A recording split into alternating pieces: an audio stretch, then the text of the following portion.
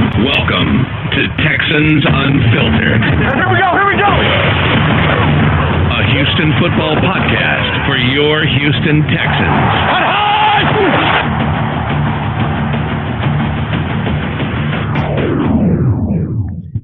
All right, everybody, welcome to another edition of Texans Unfiltered, a Houston football podcast for your Houston Texans. I am Young Ari Gold, and I'm joined, as usual, by my friend and co-host, John Wade, the Garnet Texan. And John, it is nice to be back. It is nice to record normally, not in a corner, not in my father's crowded den and laying on the floor. You know, last week was fun, though. That was actually a lot of fun. You know what's funny about that is there were a lot of people that really enjoyed the podcast last week.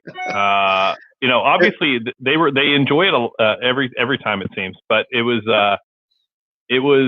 pretty cool to have everybody kind of enjoy it. It looked like they said it looked like we let our hair down. That was what one listener told me. Nice. I don't have any hair, and neither does John. So I have even less. So yeah. What's going on YouTube stream? Thank you for joining the stream, Martin, JJ, Eric. I appreciate it. So this week we're going to get into the defensive free agent wish list for the Houston Texans. There are lots of different possibilities this offseason. There's, a bunch of different routes that they can go. But there are pretty much, I'd say there's three specific needs that we're going to talk about today. And then there's one that I wouldn't say is necessarily a need. I wouldn't be surprised if they signed somebody in this position group, and I also wouldn't be surprised if they didn't.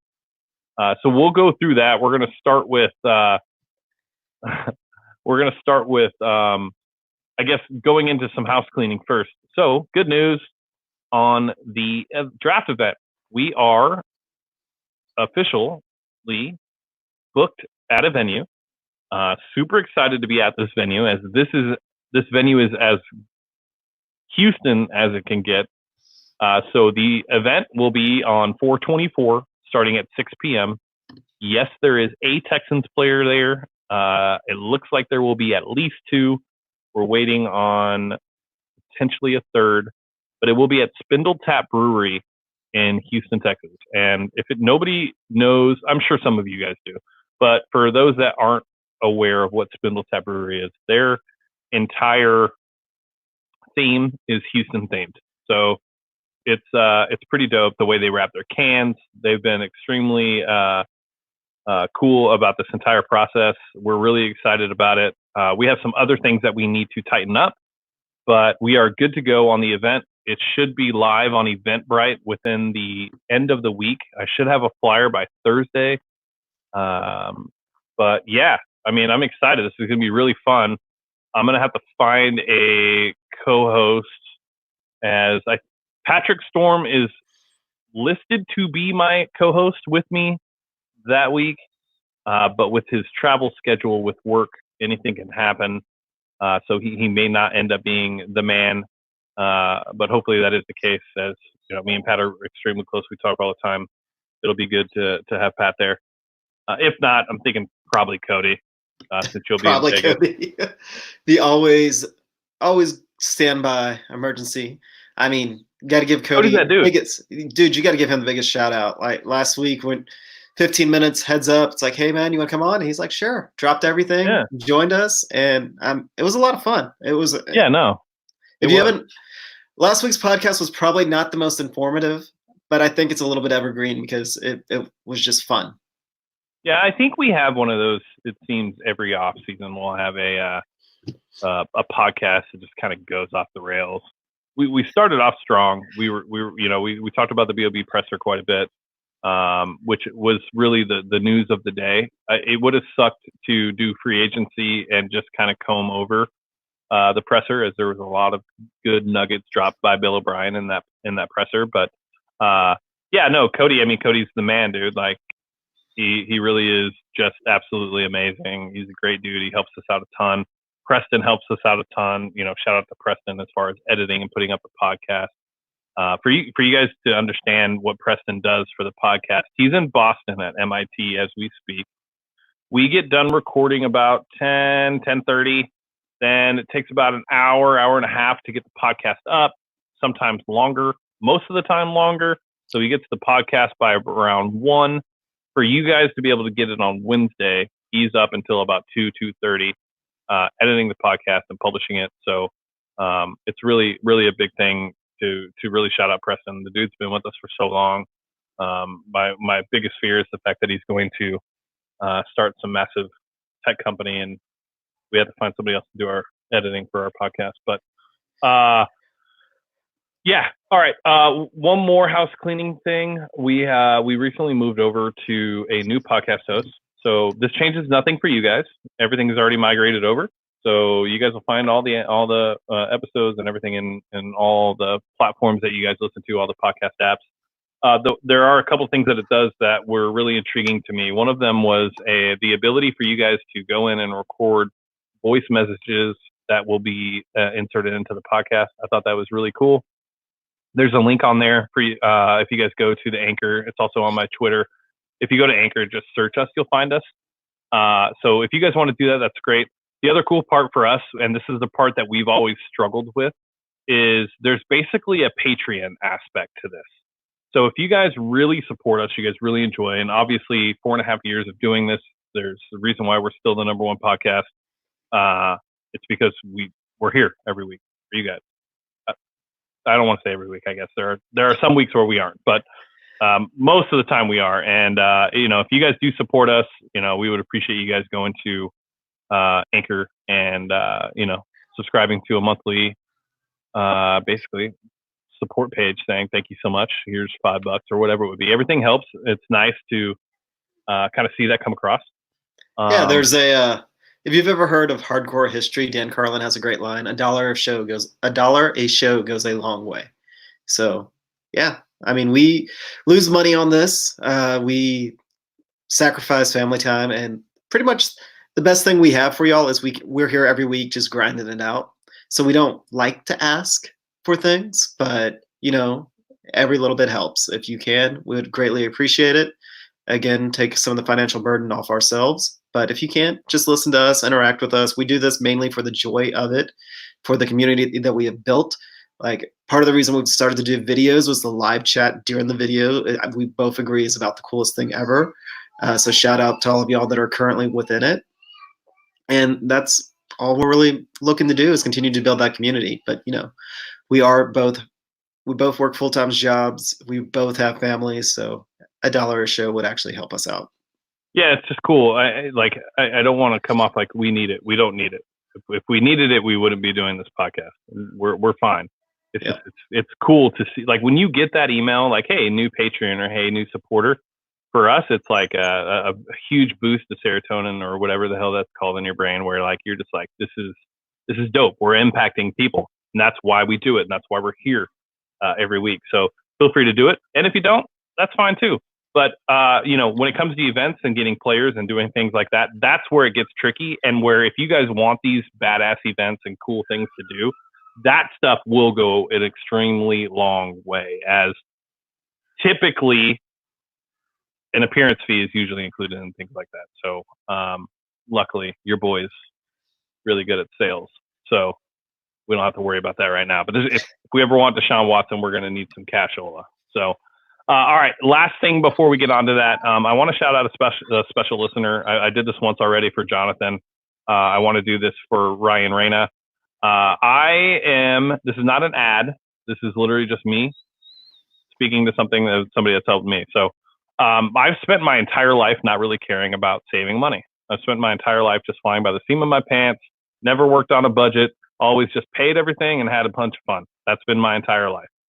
But one of our listeners, Ryan Reyna, we've gotten pretty close since he came to the opening event last week. He works for Omaha Mutual, and he is a financial advisor.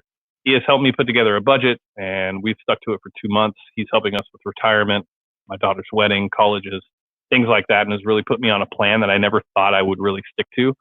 So I wanted to say, one, thank you to Ryan for all of that. That's awesome. It's definitely impacted my life in the last 2 months. I can only imagine what it's going to be. I can't wait to have that $3.8 million that you said I'm going to have when I retire at 68, 65. So That plan better come to fruition, or else we're going to hire some hitmen to come and get you. But no, if you guys are looking for a good financial advisor, somebody who's invested in making sure that you're happy, I've talked to a lot of financial advisors in the past, and Ryan's just passionate about helping people as he grew up in a way that was a little different than me, and it was very cool. So Ryan Reyna at Omaha Mutual, if you guys want his information, feel free to shoot me an email at james@texansunfiltered.com or hit me up on IG or Twitter. All right. Now that we're heavily into the podcast, we're 10 minutes in. We haven't talked about anything Texans related. The listeners are dying. The YouTube comments are dead. Let's get into the defensive free agent wish list for the 2020 Houston Texans. I said that we would break down, there's 4 areas of need. So what I want to get into is what those areas of need are, and then get your opinion, John, as to if that's accurate for what you're thinking. So first, biggest need for me is defensive end. Second biggest need for me, maybe defensive tackle, but probably cornerback. So maybe 2A, 2B. So we'll be talking about cornerbacks and defensive tackles. And then fourth, I listed, which isn't necessarily a need, but there's one player that I'm extremely infatuated with in the safety group that I would love to see as a Texan, because I do think that a dynamic safety next to Justin Reed would be a big thing. I know Gippy played well, but then he got hurt. So we'll be talking about defensive ends, defensive tackles, quarterbacks, and safeties. John, thoughts? No, I'd simplify it a little bit. We need a pass rusher and we need coverage. That's it. So how we get there, there's a lot of holes on the team, and there's also a lot of, I hate to say it, like, they're not Jags, but there's we have a lot of little pieces, but we don't have dynamic pieces. Because you see what happens when JJ got hurt. It's one of those where I think James kind of had to apologize to JJ because he was the linchpin that made our defense work. He made our coverage look better. He made our pass rush look better. And, of course, JJ got hurt. Yep. Again, so we need somebody. There's nobody that's going to be at that level, but we do need something extra. Our coverage looked a whole lot better when we had a pass rush, and we really only had all of our linemen looked better when JJ was working. So DJ Reader looked like a pass rusher. Merciless looked like a pass rusher. JJ gets hurt. Both of them disappear. So we need somebody that doesn't need a dynamic presence on the other end of them to produce. Even if it's a rotational player, we just need somebody that can actually get there. And if you take a basic look or a step back at our defense, I believe what they've put there with Ejiofor, with Jacob Martin, of Charles Omenihu is that kind of rotational pass rush that we were all afraid of. But I think that if that's what we go into the season with, we're in trouble. We need somebody on the other side. Yeah, no, I would agree. I think so I think before we get into the free agents, what I wanted to do was kind of talk about the differences in schemes. And so that way, when we get into defensive tackles, defensive ends, you guys are going to be like, oh, wait, no, he's a defensive tackle. So you have to take into account the scheme that they've played in. So, for example, one of the bigger free agent players that on my wish list is Leonard Williams. Now, Leonard Williams in a 4-3 plays a defensive tackle position. In a 3-4, he's built to be an outside defensive end. Now, he can move inside just like JJ can, but specifically to the scheme of a 3-4, he would be a defensive end opposite of JJ Watt. So I just wanted to kind of put that out there. John, you want to elaborate a little bit on nose tackle, defensive tackle, so that they can understand what the difference between those two positions are? Okay, so pretty much in a 3-4, they have gap responsibility. They're eating blockers. If you're on the line, you're eating blockers. JJ never truly played the 3-4 defensive end the way that it was meant to. He played kind of like a hybrid outside linebacker defensive end. Again, it's JJ. JJ gets to do whatever he wants. Credit to Wade Phillips and to Rack for scheming around JJ's strengths. They should. However, JJ wasn't a true defensive end in a 3-4. Most 3-4 defensive ends, again, it's just all about gap responsibility. They eat up blockers so the linebackers can make the plays. On a 4-3, it's pretty much the opposite. The 4-3, you're looking for more athletic linemen that are trying to shoot the gaps, not manage the gaps. So your 4-3, your linemen are the ones that are actually trying to be the ones that get pressure. So when you look at defensive linemen, you're not looking at their position, you're looking at what they do. Are they better at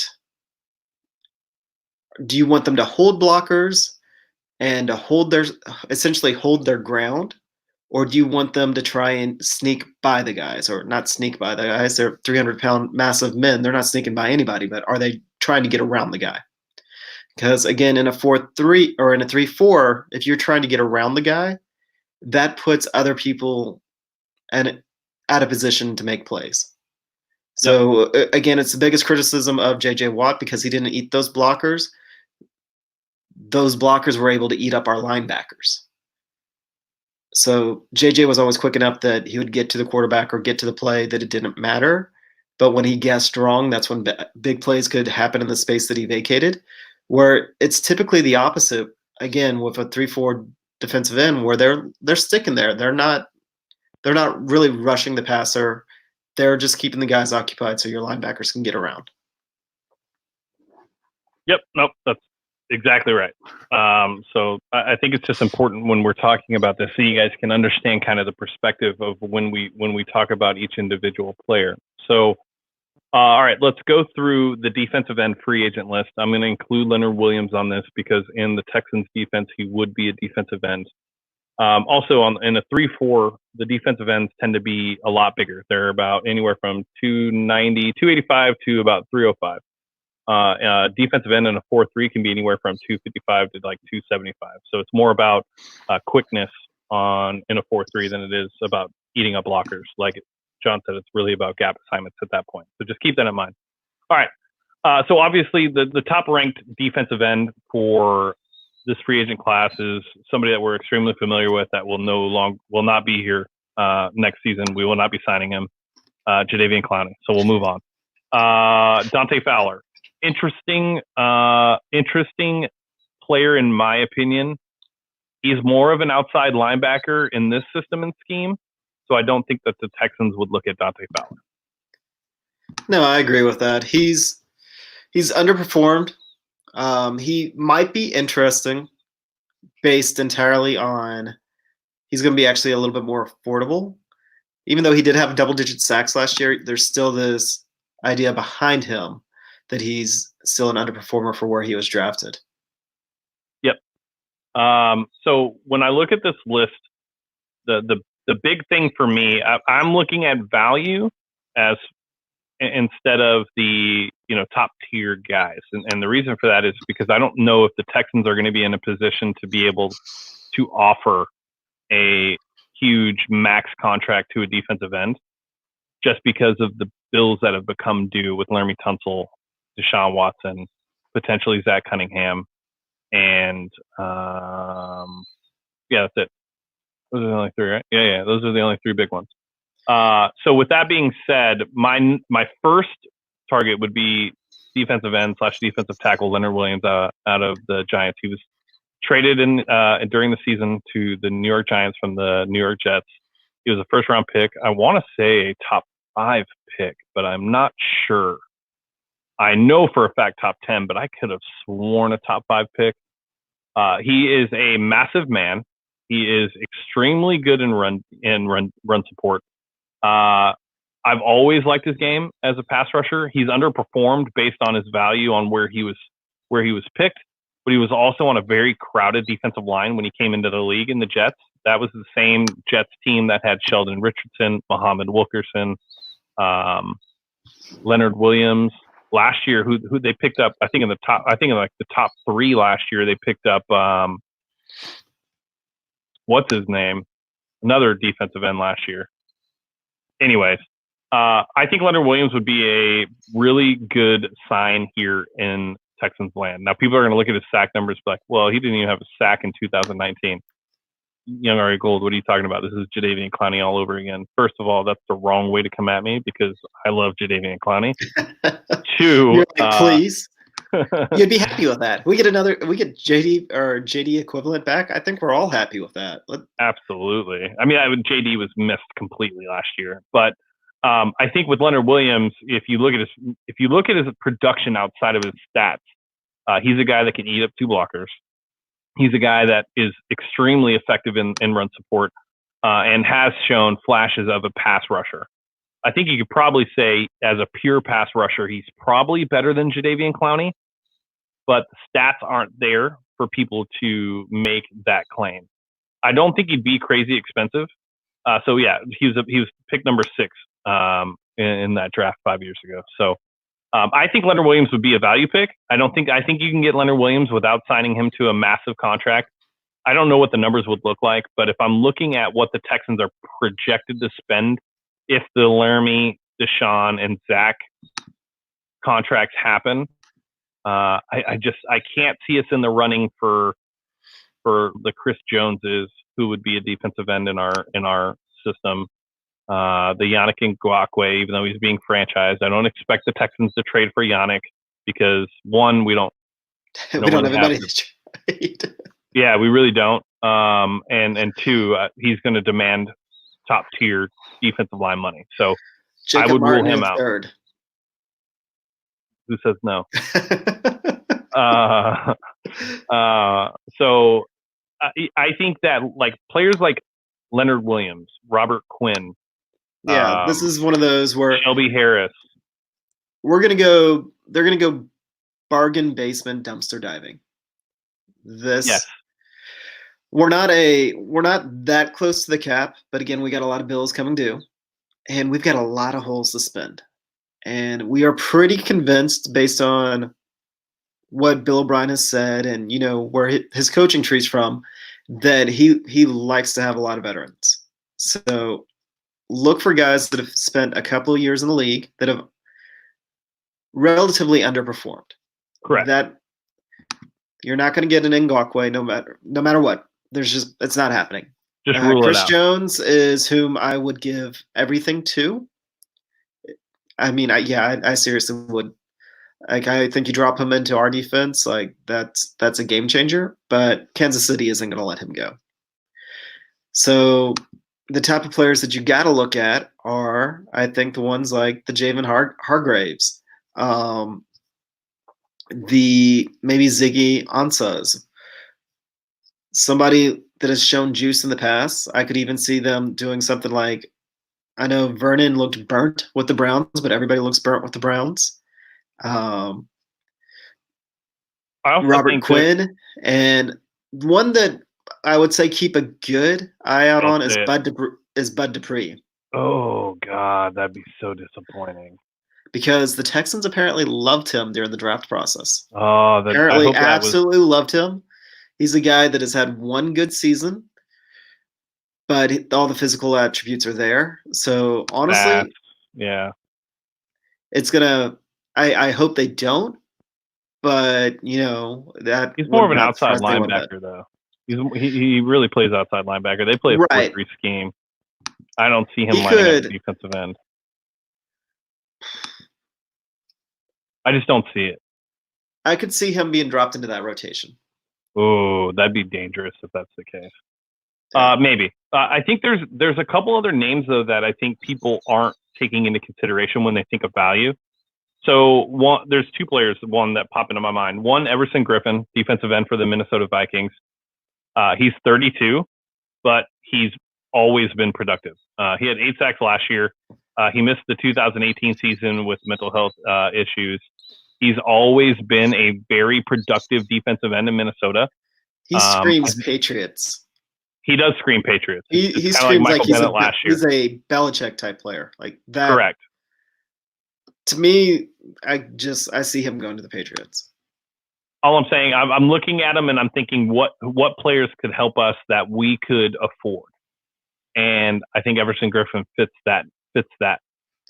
No, I think he'd be a great fit for us. He really would. However, the type of player that he is, he's going to go back. He's going to sign a 1 year deal with the Patriots, and he's going to have a career renaissance year, similar to Chris Long a couple of years. Not Chris Long. Who am I thinking of? Chris Long did that on the Eagles. No, you're thinking of Chris Long. He did it in the Patriots too. Did he? So, yeah, just that same sort of guy where they've had a great career. You kind of forget about them a little bit, then they get that Belichick boost. Yeah, no, I would agree. I'm a big, but I'm also a big fan of Everson Griffin. I've always liked him. Kyle Von Noy is just a good player. He hasn't aged out yet. No. I don't think New England's going to let him go. I was going to say I don't think he's leaving New England. Yeah. If I was betting on any defensive end to be signed to the Houston Texans, there's one player that I would bet a lot of money on. That's a defensive end. I'm going to let you take a stab at who that player would potentially be, and then I'll answer. One player you'd bet a bunch of money that ends up on the Texans. As a defensive end. Yep. And we haven't talked about him yet. Correct. The way you phrase that, I'm assuming that it's going to be a defensive tackle. No, it's defensive end. Defensive end. Oh, we haven't gotten to defensive tackles yet. Well, I mean, they're all the same.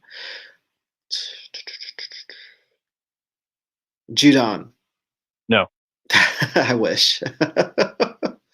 J.J. Watt's newest brother and going to be his best friend that is pushed heavier than DJ Reader. Defensive end. Derek Wolfe. Ooh. Just keep an eye on it. Okay. A guy that's productive when on the field, has injury history, and is white.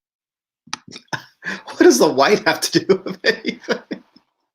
I mean, imagine the marketing that you could do with two white defensive ends and one of them being J.J. Watt. It's just the marketing you can do with J.J. Watt. You don't have to imagine what you could do with two white guys that act the same. Oh boy.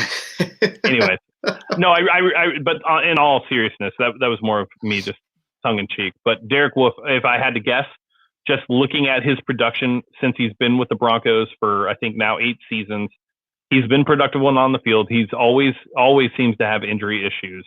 But opposite of JJ, he really wouldn't be a bad fit. He's not a guy that's going to go out there and get you 10.5, 11 sacks, but he's going to go out there and be disruptive. He's going to get you, maybe 6 to 7 sacks, and is really a good defensive end to pair with JJ Watt, in my opinion. Another guy to watch out for would be Emmanuel Ogbah. He's a very good edge rusher. He hasn't really lived up to the potential that I think people had in mind in Kansas City when he was drafted, but he has had productive seasons. He's coming off of a torn pectoral in November. That is another defensive end that you could potentially get on the cheaper side of pass rushing deal, just because he is coming off of an injury. But keep in mind, he's also 26, and the age typically plays a bigger part in these contracts than anything else, because he has had quality seasons. So Emmanuel Ogbah is another one I was looking at. If you had a choice, John, and you could pick 3 defensive ends potentially to be signed, not all 3 to be signed, but if you could pick 3 that the Texans. Who in my top 3 be? Yeah, who would your top 3 be? Keeping in mind salary cap and all that stuff. Let me kind of. Oh, I'm going to piss you off. I'll save that one for last. I would probably actually go with Judon. Okay. Clowney, bring Clowney back. Oh, God. Not happening, but I'd break the bank. I'd break the bank. I would. I'd trade BMAC to offset a little bit of it. I don't care what we get back, a 4th, maybe a 5th, whatever. I honestly don't care, and apply all of that to Jadeveon. But it's never going to happen. But I would jump for motherfucking joy. And then Eric Armstead. Yeah, I'm not down on Armstead. I think Armstead is a productive player. My only concern is the inconsistencies that he showed in his career. He's coming off of a career year in San Francisco. But, how much of that really played a part in having pretty much 4 all-pro defensive ends and on that defensive line? I mean, when you talk about talent on the defensive line, there really isn't another team that comes close to stacking to what San Francisco had on the defensive line. No, that's fair, but the type of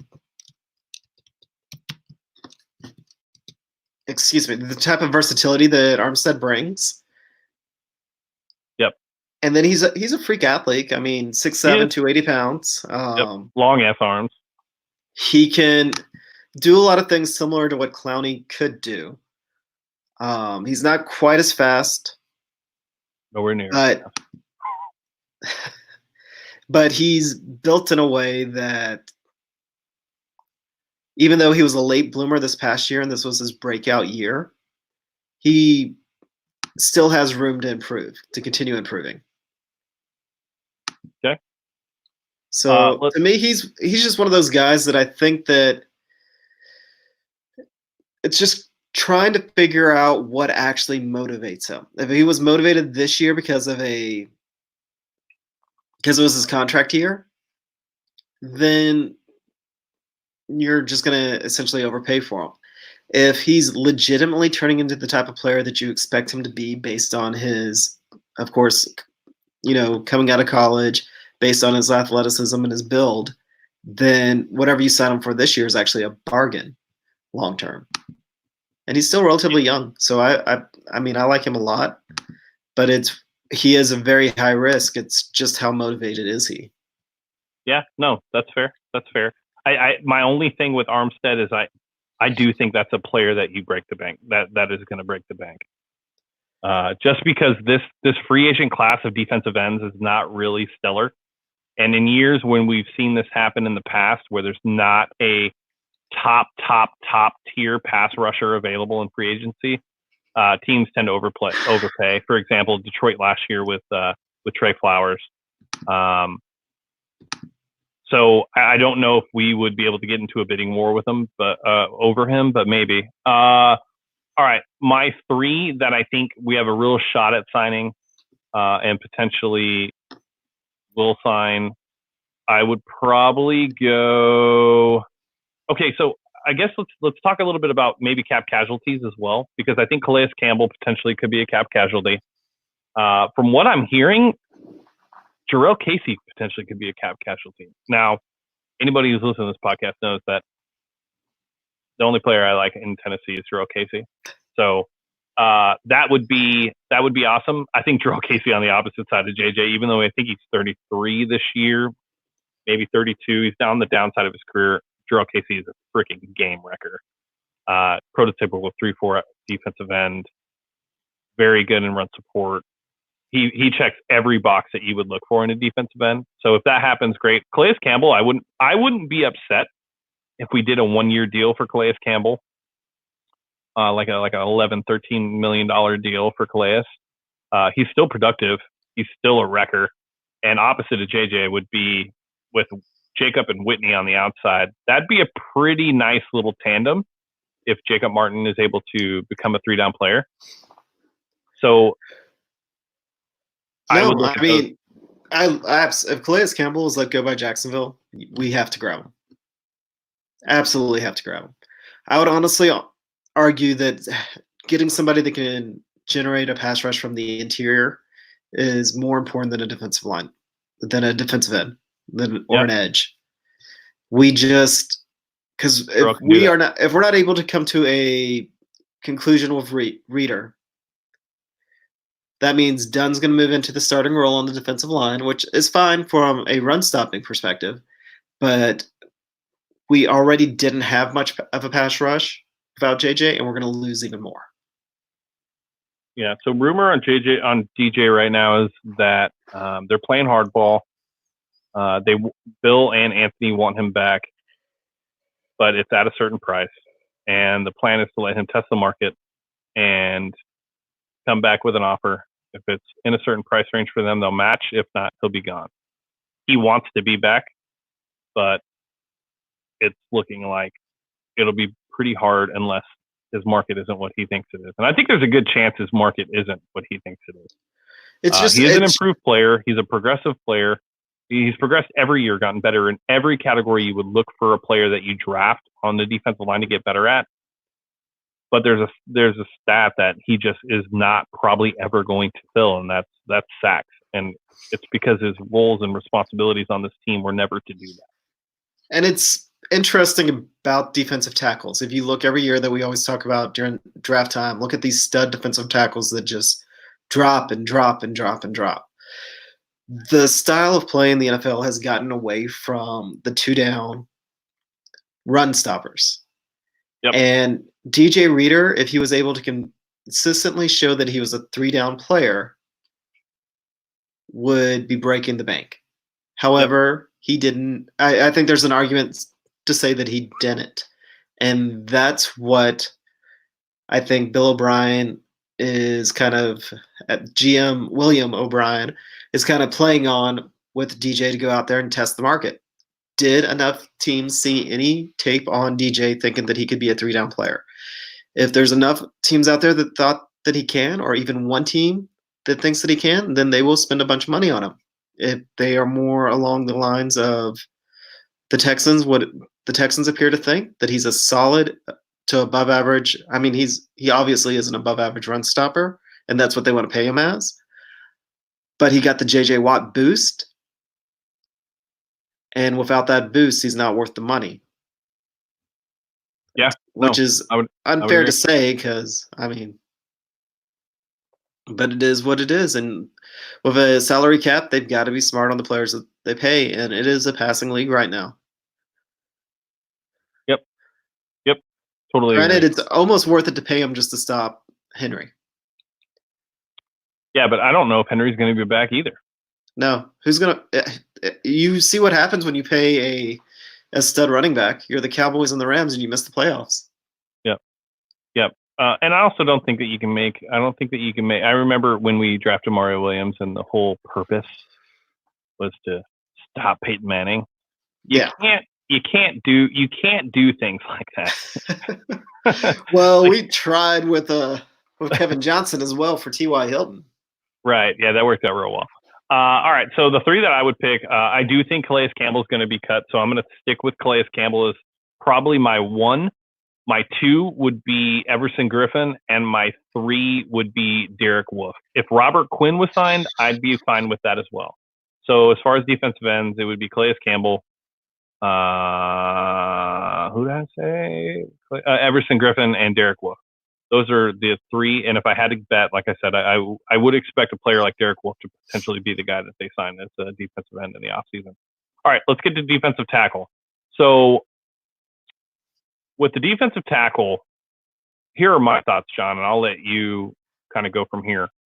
I think that if we can't get a deal done with Reader, I'd sign Leonard Williams number 1, then Calais Campbell, then Derek Wolfe.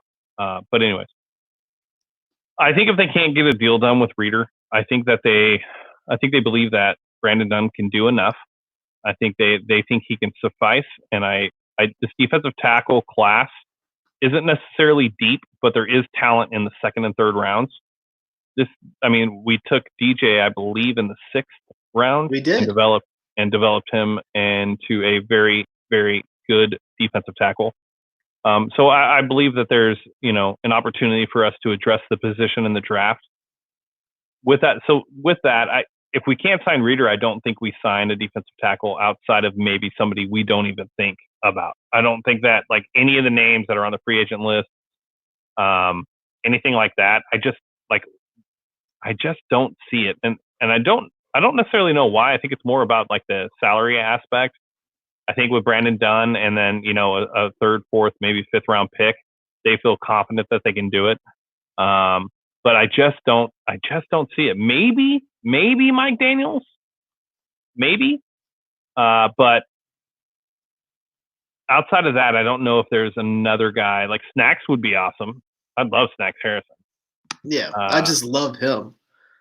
He's 31. You could potentially get him. Like the way the market has gone for the defensive tackles over the last 3 seasons, there really hasn't been a prototypical 3-4 defensive tackle that's broke the bank. I think the last one was Brandon Williams with the Ravens, and I think he got like 10 to 11 million per season.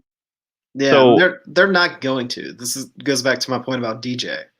right. No, none of these guys are going to get paid. It's just So with the nature of how defensive tackles are paid now. None of these guys. If you look at their scouting reports, every single one of them here starts with he stuffs the run. The only one that potentially is going to make a huge contact is Chris Jones, but huge contract is Chris Jones. Now it's just the level of how much they get paid.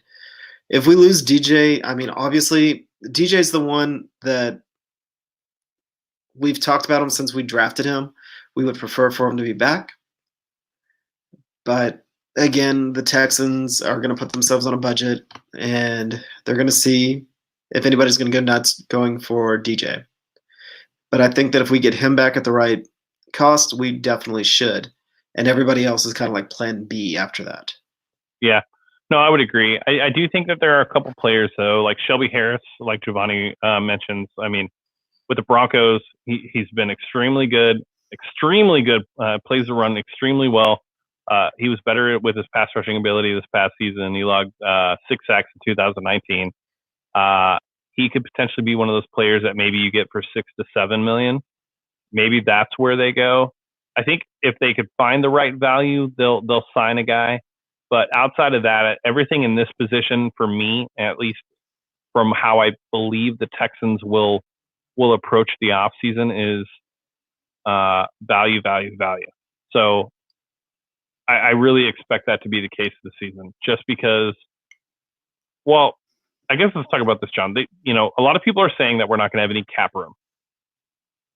Now, I think there's a little bit of truth to both sides of the people that think we have 75 million in cap and we're going to be able to blow it out of the water. I don't think that there's a blow it out of the water situation for us. I think there's maybe one player that could blow it out of the water, and I don't mean specific. I think that there's like one player that we could sign that would be a top tier free agent addition to this team. But outside of that, there's going to be a ton of value in this offseason. Oh yeah, and that's just kind of how it works. Now they haven't. I've seen this. Have you seen this tweet go around that Will Fuller is going to be a surprise cut? I don't believe it. I don't either. It just doesn't make any sense. No, I just don't see it. I really don't. There's no, just based on what we've seen with how we've managed Will Fuller, I can't imagine that being the case. Did you see Kiki's Instagram post though? To just add a little bit to that? No, go ahead. No, look it up real quick. Instagram. But it's pretty much saying something along the line of "It's my turn now," and then like Tyrann Mathieu is even like, "Go get it." Let me pull up exactly what he says. Told him it was my turn. I'm guessing that time's here. Free P Bill. Wait, free what? Free PB3. Free PB3. Is that right? Okay. So I thought at first you said free P Bill. It might be. So there's no mention of Bill O'Brien. No, free, and then it's P, B, and either it's ILL or III. And let's see. Like Titus Howard's fingers crossed. Tyrann Mathieu, time to put up so they can shut up. Business attire all year. Yeah, I think with Kiki, Kiki in his mind is doing what a lot of athletes do, just hyping himself up mentally and trying to take the right approach in the offseason as far as him taking back a spot that he feels he deserves, which is great. All hats off to Kiki. We've seen what he could do for this team when he's healthy and running routes properly, but I don't know. I still don't. Yeah, Giovanni, we're gonna have to get to that because that was pretty interesting. Not that I think it matters too much, but I thought it was pretty interesting for D-Hop to do that. But yeah, I think with Kiki, and then I'm just tossing. I'm tossing that one out there along with the what Giovanni just posted as well, because I'm like, and then you've got D-Hop posting that him and Sammy reunion. I mean, the only way there's that no happens, way. as if Will Fuller's not on the team. Right. So, I mean, and Sammy Watkins is thinking about we're taking a year off. So yeah, that's what he's talked about. He said he doesn't want a pay cut either. So yeah, I don't know. I don't know how I feel about that. I could see Sammy going to the Patriots and just balling out. Oh, dude. But yeah. So, anyways, defensive tackles. I just don't see it. I don't see a situation where we pay a ton of money for a defensive tackle unless it's DJ Reader. Outside of that, I'm just looking at like value guys. So I think Snacks, I think Mike Daniels, I think Shelby Harris. Those three players could be good value guys that potentially could make a pretty big impact on this team and replace DJ Reader. Brandon Dunn would come in spells, but when you look at Snacks and you look at Mike Daniels, you're looking at guys that are probably 1 to 2 year guys. Now, Snacks has always been an extremely productive player, just so everybody understands what I'm talking about. Damian Harrison, the defensive tackle, nose tackle for the New York Giants for a very long time. That would be pretty cool. But outside of that, I just can't see us. I can't see us really getting into the defensive tackles the way that people think we will. I think this is the position where they look and they say, we can get value in the draft. We're going to save the cap if we can't sign DJ. Yeah, just the way that the team is kind of built right now, I foresee it. If they can't re-sign DJ, they're going to go after a couple of just veterans, but they're not going to be the big names. They're not going to spend a ton of money there. But I can see them looking at guys as kind of rotational players that they do sign with the intention of playing. Yeah, no, I would agree. Okay. All right, that's defensive tackles. Oh, you know who another one would be? I didn't even realize he was a free agent. Jonathan Hankins. I feel like we've talked about him for 3 years straight. That's every year he goes 1 year to 1 year to 1 year. Yeah, I've always liked his play. No, I'm with you there. And again, there's a reason why we talk about him every year. Sheldon Day could be another interesting one. Dude, you go down this list, you can talk yourself into any of them. Let's be honest here. For the right price, you really could. There's a lot of depth on the defensive tackle, nose tackle free agency this year because, again, nobody pays them. Nobody signs them for big contracts anymore. Sylvester Williams might be another one too. So if I was to keep an eye, I'd keep an eye on the guys that we talked about. I think Sylvester Williams might actually end up being the guy.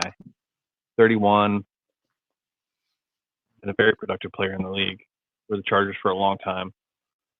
Anyways, yeah, defensive tackle. All right, so let's play the same game. I mean, if you're going to do that, did you bring up Malik Collins? Did I miss that?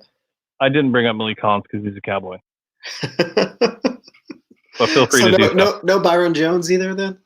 Yeah, I actually, we'll get to Byron Jones in a minute, and then I'll save it for then. But if you want to talk about Malik Collins for a second, feel free to do so. No, just solid players. It would be.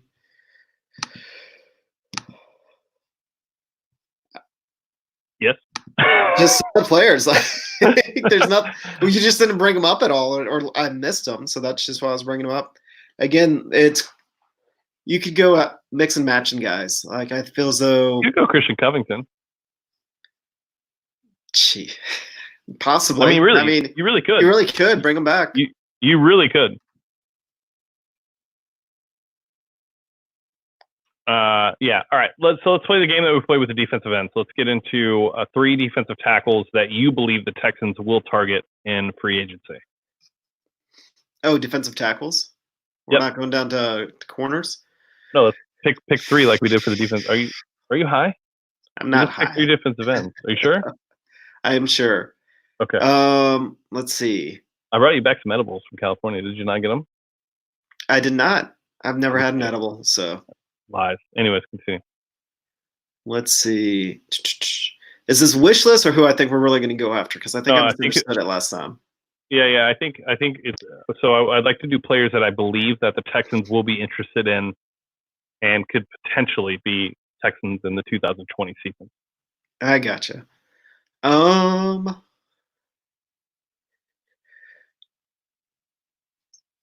Let's see. Maybe a Sean Robinson. Okay. I feel as though they've had this. My reasoning behind this is we've demonstrated the past couple of years that we take flyers on guys that are coming back from injuries that have high ceilings. So he would be one of those guys. I like Malik Collins. I think that he's a very solid interior pass rusher. He's younger. I think he's probably the youngest out of all the free agents that are what we would consider quality free agents. And why not?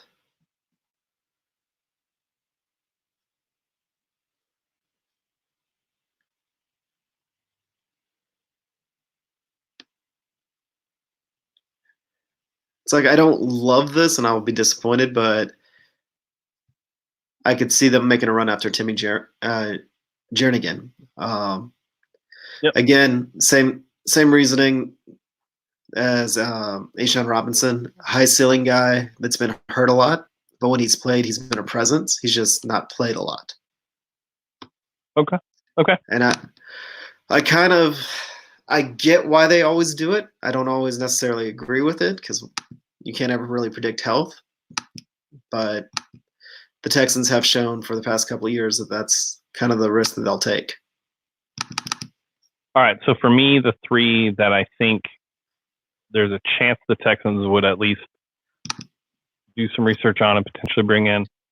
Two are cap casualties. One is a free agent. So the Linval Joseph from the Minnesota Vikings, I think potentially could be a cap casualty in Minnesota. I love Linval Joseph. I think he's an extremely good defensive tackle. Probably Marcel Darius, only because I believe the Jags saved $20 million cutting Marcel Darius.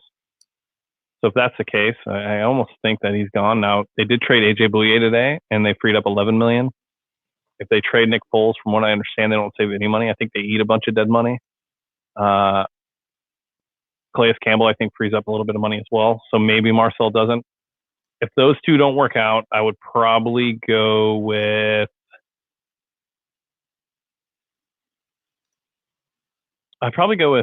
Mike Daniels. Really? Either Mike Daniels or Shelby Harris, yeah. I mean, he was hurt a lot last year. I mean, he was with the Packers forever. Then he went with the Lions. He was hurt a lot last season. A lot of people are writing him off, but he was a top 3-4 guy for a very long time. So those would be the three that I think potentially. Okay. All right, let's get into cornerbacks. So with the cornerback group, in our previous discussion when we talked about Texans that would potentially be here and not be here, I think we both had Roby coming back, correct? Correct. If that's the case, I don't think we signed any cornerback. Correct. Well, Bill O'Brien has talked about the importance of a slot corner. Yes. So my prediction on the cornerbacks is we're going to sign 2, even if that's Roby. Okay. However, I think what they're going to look for is an upper tier slot corner and a bridge outside corner. Okay. So in a perfect world, what I would think their targets would be is keep Roby and go after Chris Harris. Put the no-fly, what was it, the no-fly zone? Yep. Bring it down south. I think that if they had their wherewithal, that's what they would do. Because that kind of matches what Bill O'Brien has said about the cornerback group. And so that would be my prediction. So I'm going to take you through a scenario that I think ends up happening that's going to frustrate everybody. Okay. So if you remember last offseason, we had 2 safeties leave. One was Tyrann Mathieu and the other was Kareem Jackson. We put all of our eggs in the Tyrann Mathieu basket and completely ignored Kareem Jackson. Correct. Because of that, we lost Kareem Jackson because we wouldn't talk to him, and we lost Tyrann Mathieu because we wouldn't pay him the money that he wanted. My biggest fear going into this free agency period is that we do the exact same thing with Chris Harris and Bradley Roby. I am very scared that we are going to put all of our eggs in the Chris Harris basket and make that the most important thing that we do in the off season. And while that's happening, there's going to be another team that is talking to Bradley Roby, and they're going to sign Bradley Roby to nothing crazy, but a decent deal, 12 to 13 million. And because we weren't playing games with Bradley Roby, he's going to sign, and then we're going to lose on the Chris Harris sweepstakes because there's going to be another team that offers him crazy amount of money. That's what I actually think happens. I hope that's not what happens. That just makes way too much sense. Ideally, that just makes way too much sense, and it just sounds like such a Texans thing to do. Yeah, and I would hate for that to happen because I do obviously love Roby, and it would be very similar to last year for me. Like, while I think Chris Harris is obviously, if not the best, a top 3 slot cornerback in the league, extremely good. But I think he is 31. I don't know if he's going to be worth a 4 to 5 year contract. Now, sure, you can get out of it in year 4 or 5. But at the end of the day, with the secondary group, what we've seen over the last couple of years, the last 4 or 5, is that we just have this constant turn at the cornerback position. And I think it'd be smart to solidify that group instead of take a flyer on a guy who is likely on the backside of his career in Chris Harris. Now, I don't say that in a disrespectful way. It's more Father Time than anything. I think we'll get 2 solid years out of Chris Harris. But then what after the 2 years? Then we're in the same position. So, but then it's also, sure, we have your first round picks back and all that good stuff. But I don't know. If I had to do anything, I would make Roby a priority and then maybe go after like a Darqueze Dennard for the slot, and just kind of see what happens, because Roby and Dennard with JJ Watt, that's our playing with fire defense. All 3 quality players when they stay healthy, but what is the odds that all 3 of them are going to stay healthy? Yeah, no, it's fair. Like they all stay healthy. We have a top defense. I would even argue to say all 3 of you sign all 3 of those, put them all 3 on the defense with what we already have. We potentially have a top 5 defense. However, that's relying on all 3 players to stay healthy the entire season. So that could really go up in flames and go badly. So if it goes, okay, hold on real quick. Maximum overdrive. I actually think that we do franchise somebody, but I don't think it's anybody that you guys think. I think we'll franchise Kaimi.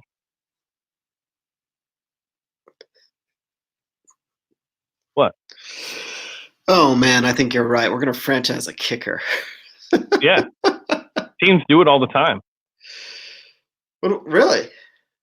Yeah. I don't really pay Patriots, enough attention to kicker contracts. Patriots did it with Gostowski.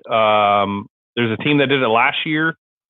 Teams tend to do it when they don't have when they don't have a player that's worth franchise tagging, and they're kind of in a situation where they're just trying to figure shit out, and they just franchise a kicker. It's almost like oh, Tag, you're the guy. We drew your number in a hat, kicker. But yeah, honestly, that's literally what I think. And then let's get to Byron Jones, because I guess people want to. I don't think Byron Jones is really that good of a corner. I think he's an okay corner. What he reminds me of is Josh Norman. Not from a play style, but I just think I remember when you learn something new every single day. Sorry, I didn't mean to interrupt, but just kind of throw it out there that you're not crazy. It's happened 12 times. I told you. Wow. Yeah, it happens often. It's the second most franchised tagged position behind linebacker. Correct. I had no earthly idea. Yeah. Wow. And a lot of times they do it because of cap purposes. It's not a waste of a tag, actually. If you look at it, we don't need to tag anybody. We're not going to pay DJ Reader. And if you look at the tag cost for a cornerback or for a defensive tackle, among you're talking about. Yeah, among the teams that have done it are the Patriots and the Ravens, and you would not say either one of those organizations is poorly run. Right. Yeah, no, I think when you look at what the price tag would be for Reeder or Roby, if you were to franchise tag them, you'd be paying Roby, I believe, like 14 to 16 million, and I think DJ is like 12 to 14. Because you got to remember, when it comes to the defensive tackle position, it's not based on the scheme; it's based on the position that you're titled. So there's Grady Jarrett, there's a couple of them. I can't think of the other ones, but there are guys up there that are making a lot of money at the defensive tackle position. So it's, what is it? It's top 3, top 5, I believe. I think it's top 3, right? The franchise tag is like the average. It's the average of the top 3. Yeah. Yeah. So you would not franchise tag DJ Reeder or Bradley Roby because you'd be overpaying at that point. The reason why you franchise tag a kicker is because they all pretty much make the same thing. They're all borderline league minimum or veteran vet men. Correct. And you have control over the kicker for the season. So that's why they do it. All right, Byron Jones. Yeah, when I look at Byron Jones, I just remember, like, this kind of reminds me of like Nnamdi Asomugha, Nnamdi, Asante Samuel, Josh Norman. I just don't think Byron Jones is that good. I think, but I also just, I'll be honest, I don't watch Cowboys games. The only time I watch a Cowboys game is if I don't even watch them when they're on Sunday night and there's nothing else on. I don't watch Cowboys games, so I honestly can't tell you like if I think Byron Jones is a solid corner or not. But based on what I've seen when we've played him, he just looks like an average cornerback to me, and I don't know if he's worth breaking the bank for and resetting the market. Well, that's kind of the problem this year is there's not a lot of quality corners out there. Correct. So Byron Jones, I would actually state that he's one of the better, but not top 5 corners out there, but he's one of the better corners out there. If that makes sense. No, it makes total sense. So, what's his name from the Panthers? Bradbury. Is that it? Bradbury. Yeah, Bradbury. So Bradbury, for example, and just kind of put it in perspective, Bradbury is a better coverage, but Byron Jones can actually tackle. Correct. So that's why Byron Jones will probably get more money because he actually can tackle. So when I look at the list of free agent corners, I think Bradley Roby should be in 1. Darqueze Dennard, maybe 3 or 4. Kendall Fuller wouldn't be a bad choice. I don't think Brian Poole, like if you're actually looking for a slot corner, you can do actually okay this offseason in grabbing a above average slot corner. And given that the team has not had an average slot corner at the minimum over the last 3 years, I think all of these would be upgrades over the slot corner position.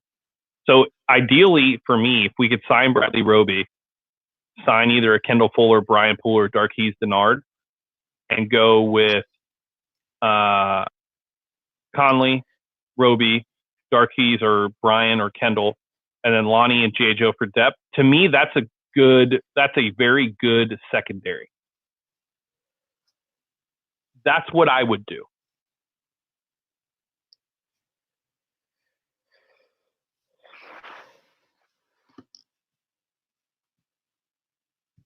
Yeah. We've got to sign 2. I think I can't see a way around it. We got to sign a slot corner. The Texans put a lot of priority on their slot, what they call the star position, that is just as important for supporting the run. So we look at a lot of these guys that we typically consider as slot corners. The Texans kind of overlook them because they don't feel as though they'll stand up tackling. Like their ideal slot corner is closer to Tyrann Mathieu than it was to even Kevin Jones when he was here. So, or Kevin Johnson. Why mean names sometimes? If it was me and I was making the decisions, I would honestly go after somebody like. I would probably go after Kendall Fuller as the slot and then do Bradbury as the outside. Just trying to get by with better coverage and not try to even not worry about his ability to tackle because I think Justin Reed's there to clean it up, and then spend money at other positions. So you're saying let Roby walk instead? Yeah, because I kind of agree with you. I think that Roby has the highest ceiling out of anybody out there. Do you think Roby's going to break the bank? I think he's going to pay more than we're comfortable with. I don't think he's going to get all the way up there to what Byron Jones ends up getting paid, because somebody's going to overpay for Byron Jones, probably the Cowboys themselves. But I think Roby, we're going to go, wow, he's going to get paid that much, just like we did with Matthew last year. And we'll probably end up going, well, yeah, he was probably worth it.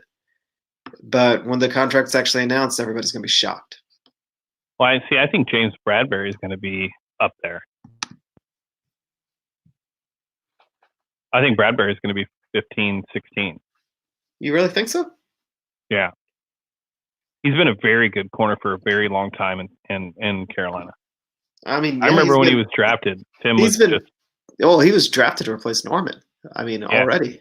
Yeah. And I like Bradberry. He just can't tackle.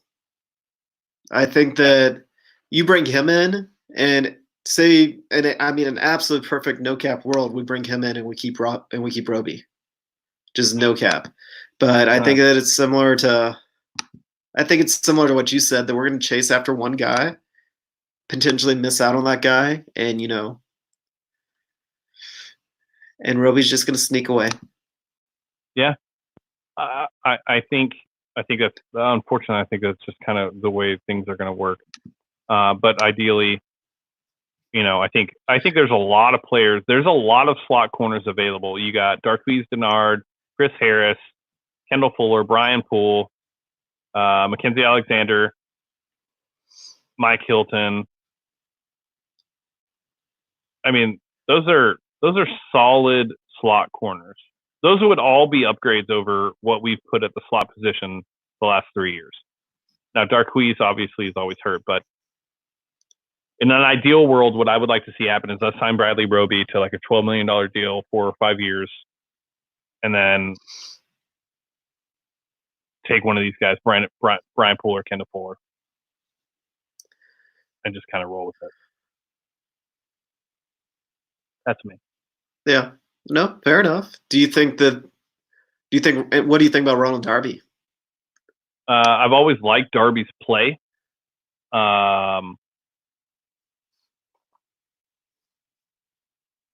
He was just awful last year, but he was hurt a lot.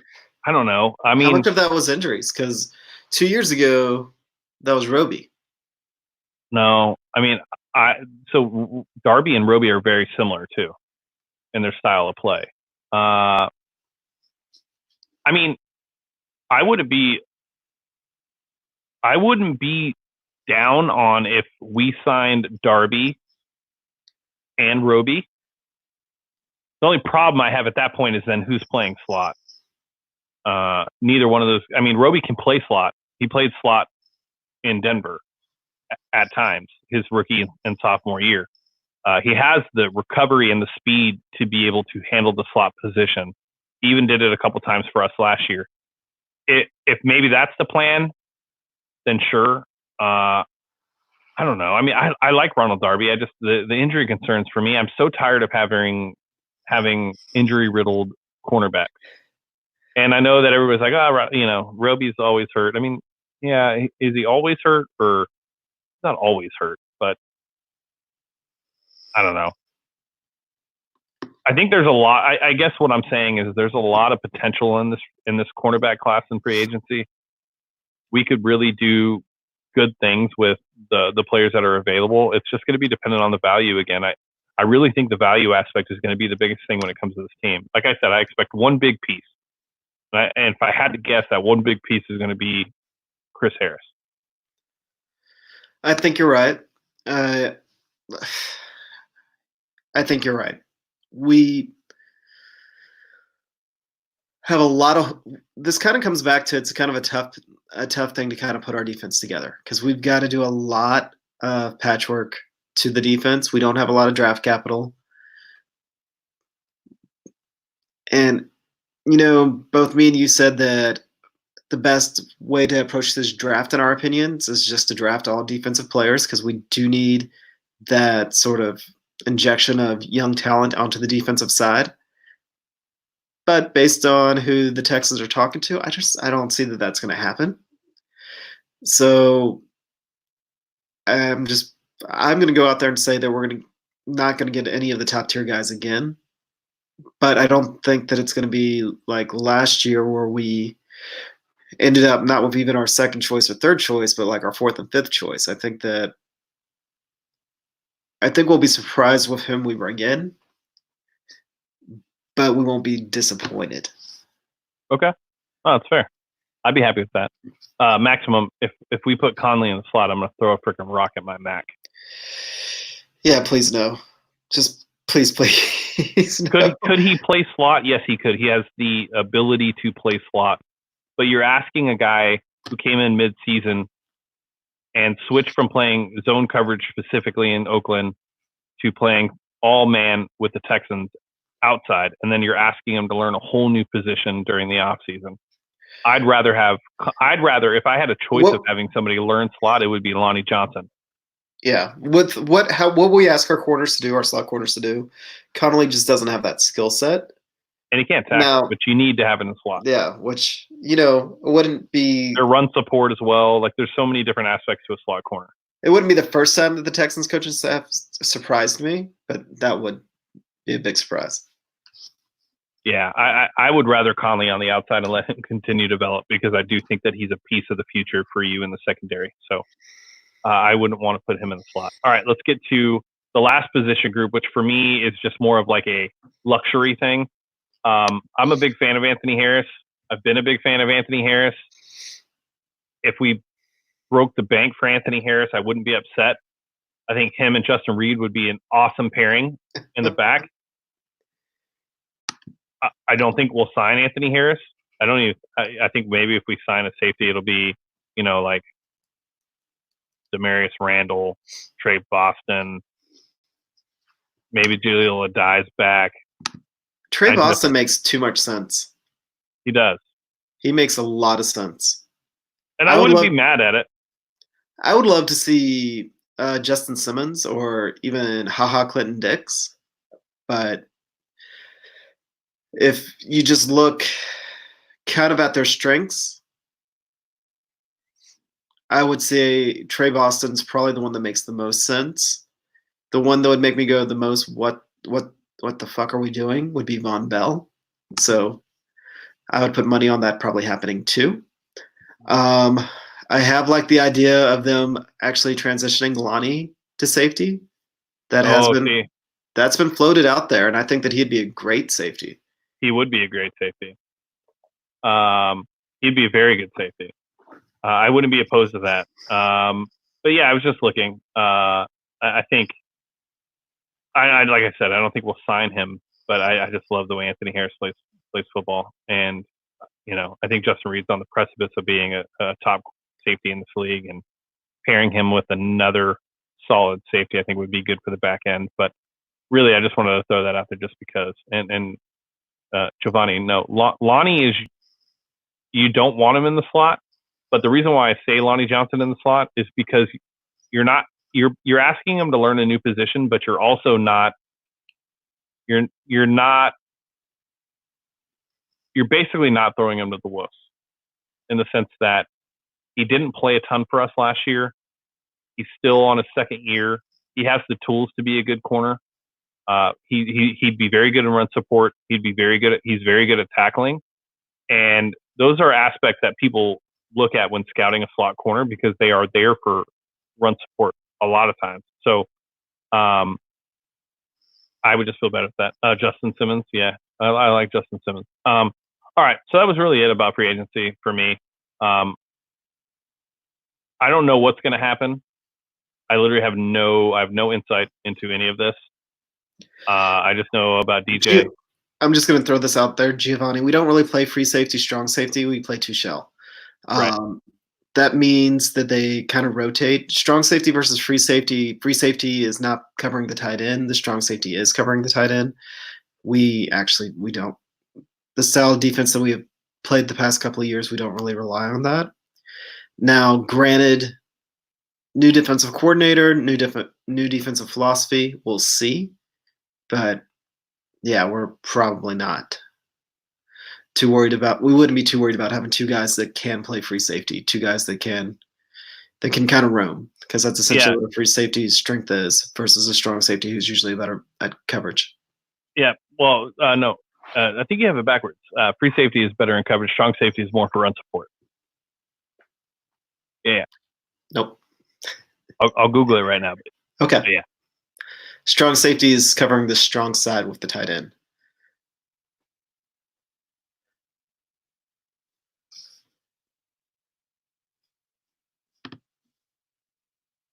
Okay. Position on defense, commonly in the defensive backfield. Strong safety plays in the middle of the field on the strong side of the formation, closer to the line of scrimmage than the free safety. The strong safety is more involved in stopping the run and guarding the tight end on passing plays. So covering the tight end? Yeah, but more also on run support. It's because he's got to cover a tight end.